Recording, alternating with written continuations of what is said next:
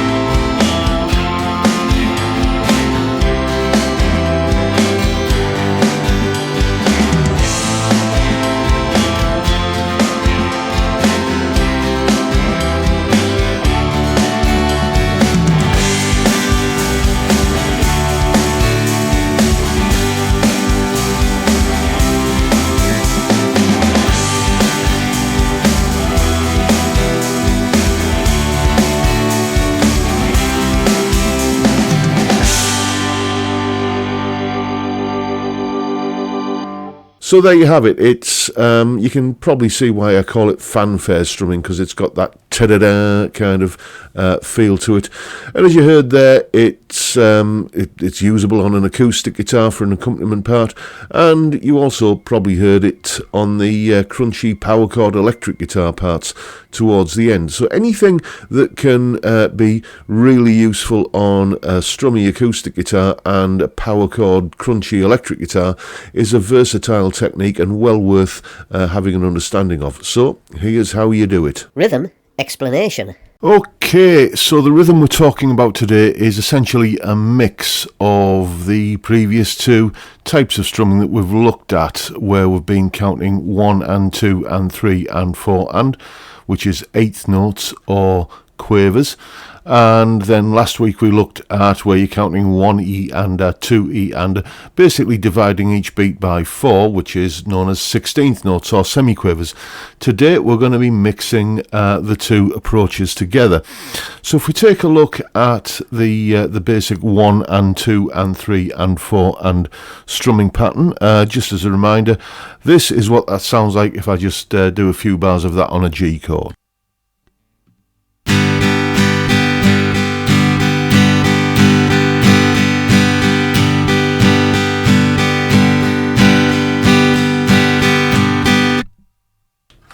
You get the idea. And, excuse me, what we're now going to do is basically take the and part of the beat, so on beat 1 there, and we're going to divide that into a pair of semiquavers or 16th notes. Now if you remember from last week's lesson, the way that you count this, it's all about counting sausages. So basically this is just going to go fry sausage 2 and 3 and 4 and fry sausage 2 and 3 and 4 and.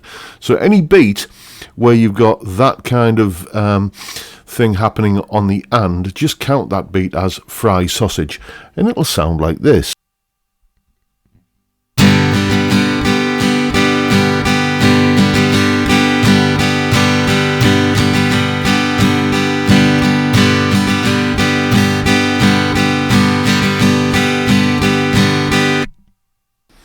Get the idea? You can hear that fry sausage 2 and 3 and 4, and we can do that on the next beat of the bar as well. So if we do it on beat 2, it'll sound like this. So that's going to go 1 and fry sausage 3 and 4 and like this.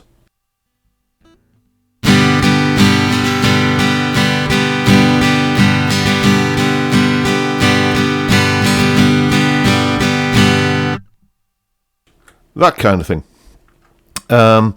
Let's move it on to the third beat of the bar, which is going to sound like this. So that's 1 and 2 and fry sausage 4 and 1 and 2 and fry sausage 4 and like this.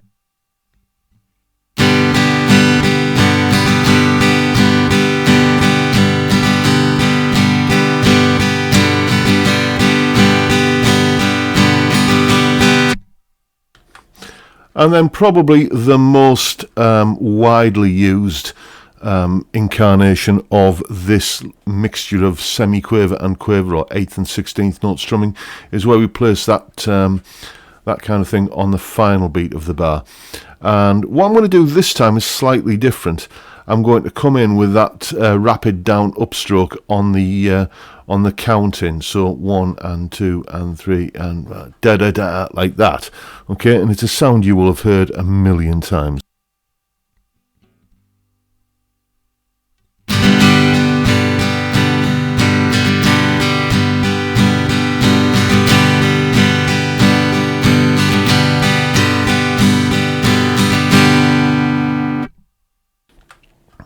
You know, Mike Oldfield's Moonlight Shadow, there's a song that uses that. If you remember, That's Entertainment by The Jam, which, you know, is that all the way through, a little bit like this.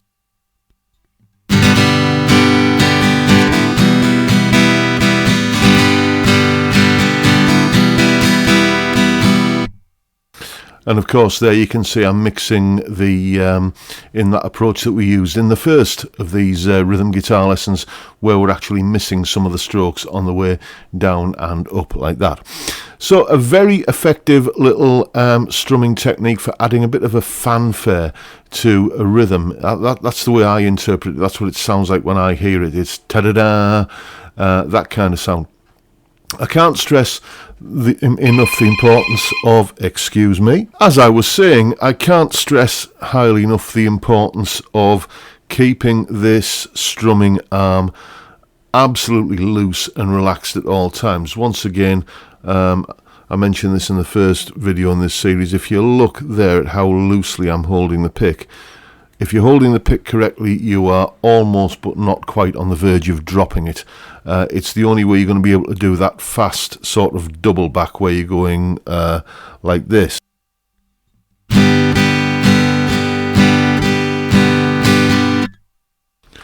Where you've got to come back up to do that kind of, that after a downstroke, you've got to do another rapid pair of down and up strokes.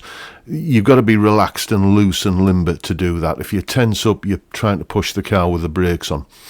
But nevertheless, that is the technique we've been talking about today. Hope you've found it useful, and you can now go away and try it and have some fun with it. And as always, there is a PDF, not this time, I haven't tabbed it out, it's a PDF of the chord sequence for that particular tune and the strumming diagrams that you saw on screen there in the last clip, along with that last explanation clip, the clip of me playing the piece, and a backing track for you to play along with for yourself. All of that is up on my Patreon page. There's the address, and the link is in the description.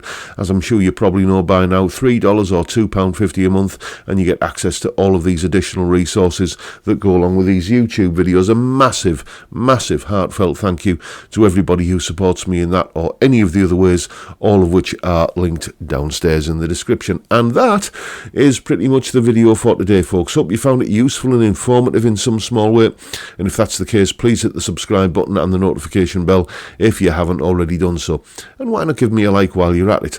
Don't forget, as always, the live stream every Friday, today in fact, 5 PM UK time, where we drink beer and have a chat about music and guitars for an hour or thereabouts. It's a fantastic way to kick off the weekend, and I'd love to see you there if you can make it. But for now, I'll bid you all a good day and say thank you so much for watching. Thank you for your time. Look after yourselves, folks. Stay well. stay safe, and above all, stay sane. Bye for now.